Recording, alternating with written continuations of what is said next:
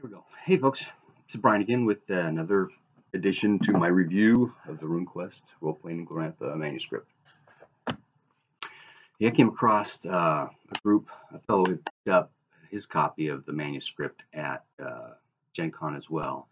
And he got his group, he's got a podcast, they've been doing other stuff. But he recently ran a couple sessions of character creation and running through the Broken Tower scenario that's in the quick start. I found it very interesting. If I can find a link to it, I'll put it in the description. Also, it looks like Chaosium has got a booth at PAX Unplugged in November in Philadelphia. So I'll be going to that to run some Runequest. So if you're interested in seeing how I actually run the game, swing by and see me. Okay. This session is all about the spirit world and spirit combat, I think, and some other stuff. So there's a lot of description here. And it's kind of new stuff because, the spirit world is kind of, RuneQuest 2 is just, this amorphous thing, and in RuneQuest 3 there was like nothing on it. Well, they're doing a lot of description here. So there's talk about the spirit world being a vast singularity without any strict internal boundaries. It has a loose correlation with the middle world. That some spirits are bound to specific locations and others just wander freely. And that is a place of sublime beauty. It's also a place of wandering lost spirits and of broken dreams and nightmares. So there's that dichotomy going on. It's kind of interesting. I was trying to piece together how to put that in my world and how it would all work, and I got some weird ideas coming along. But anyway, describing the spirit world, a place without gravity or external light source. It's filled with shapes of color. I don't know if I'd actually run mine that way, but that's okay. Perception is limited and is dependent upon the power of both the viewer and the viewed, or viewee. And then the power obviously defines the relative size of spirits. The more power it has, the bigger spirit it is. And the spirit world is made up of smaller parts that are connected to other locations through pathways. Yeah, I couldn't quite follow that. And then I started thinking, well, maybe it's kind of like those star maps. You got planet here with a gate line to this one, and you've seen those kind of charts, right? Okay. Now, regions within the spirit world are indistinct, and they often overlap. There are lesser regions within greater regions. They all shift and meld. They merge without boundaries. And all this is because one of the great dangers of the spirit world is traveling and getting lost. And that you can find spirits of great magnitude anywhere. Okay, shamans. These are the spirit world guys. Well, not spirit world guys. These are the guys who deal with the spirit world the most, right? So they perceive this inner local region, around them. This is the way I pictured it. And then there's built out to a larger region. And then after that, there's an even larger area. And that's where everything gets vague and shifting with boundaries and stuff like that.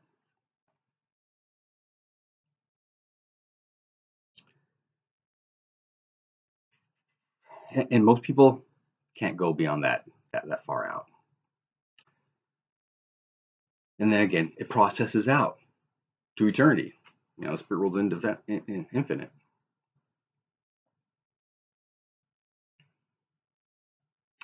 And part of this goes behind the philosophy of shamans. As a shaman initiates, because he's initiated with his internal, that local region, right?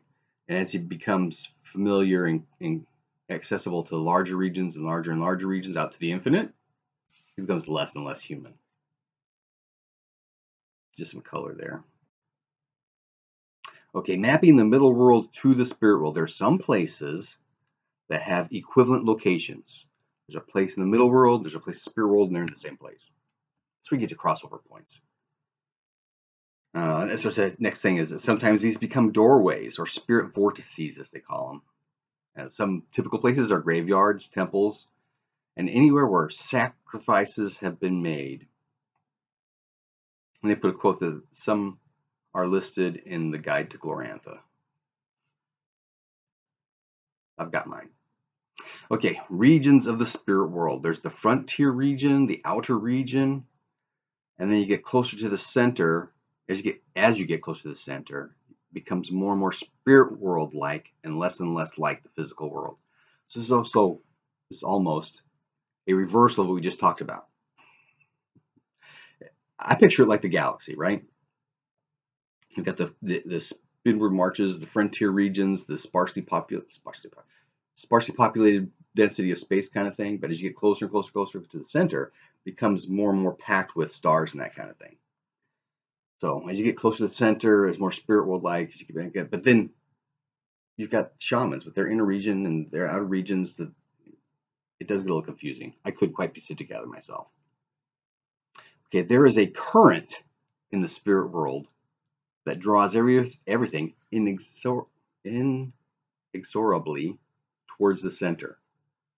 The way I picture this is if you've seen those 2D models of space with planets and stars and black holes. It's a rubber mat, black hole in the center, pulls it down so everything rolls that direction. That's how I kind of picture it. But then you've got stars and other stuff that's around it, and they're pulling their own little gravity wells, and that's your shamans in their local areas. That's how I was trying to picture it. Okay, for each hour you spend in the inner regions, you have to roll your power times 3, or you will end up meeting a hostile spirit. To move outward requires a successful spirit travel roll. And each step that you are closer to the center from where you started, you get a minus 10%.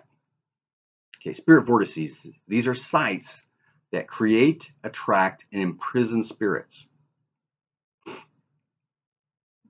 Okay, runes in the spirit world. There are parts of the spirit world that resonate with different runes. Makes sense. Okay, finding spirits. You have to make a spirit travel roll. It's modified by the rarity or the power of the spirit. And you can spend magic points to increase your chance. For each magic point you spend, you increase your chance by 1%. So not a whole lot, but some.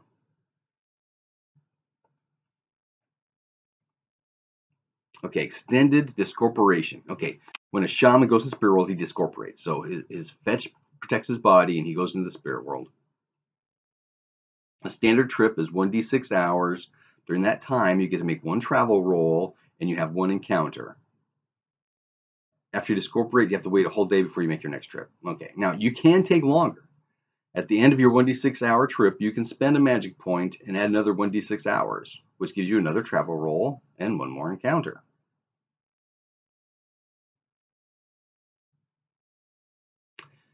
For every hour past 6 total hours, you have to make a power times 4 roll, or you lose 1d6 hit points from your general hit points.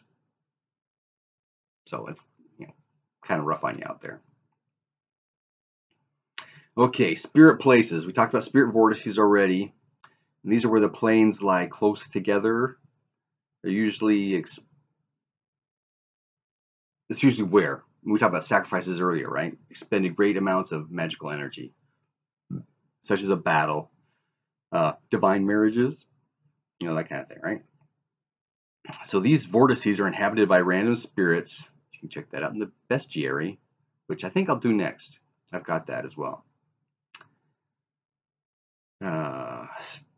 Spirit places are relatively rare. Makes sense. Some famous examples of spirit places or vortices in Glorantha, specifically around the Dragon Pass area, the Block, Danger Ford. I know what both of those are. Grizzly Peak, I'm not familiar with. The Hill of Orlanth, Jarlan's Rest, Kern Finn, Night and Day, the Smoking Ruins, Stormwar Mountain, White Wall, and Wild Temple.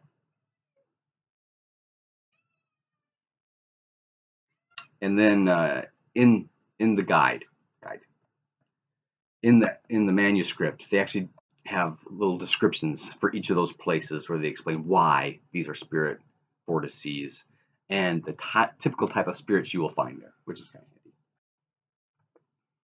Okay, each post spirit for a week.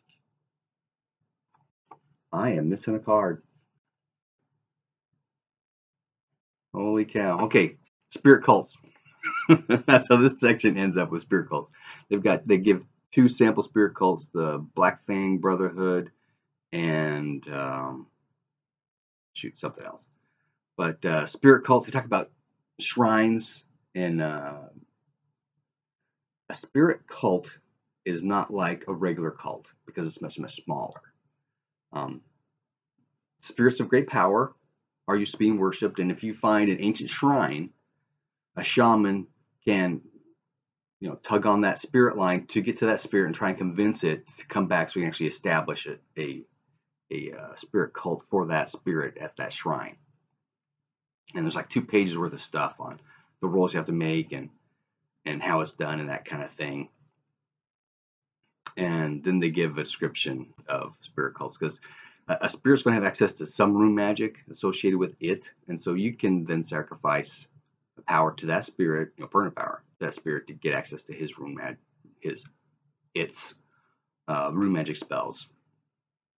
Also, since it's a spirit cult, there's not a whole lot of responsibilities or drag on you, so you could be an initiate of a normal cult and be an initiate of a spirit cult. In fact, you can be a priest in a regular cult and an initiate in a spirit cult, because there's just a whole lot of requirements.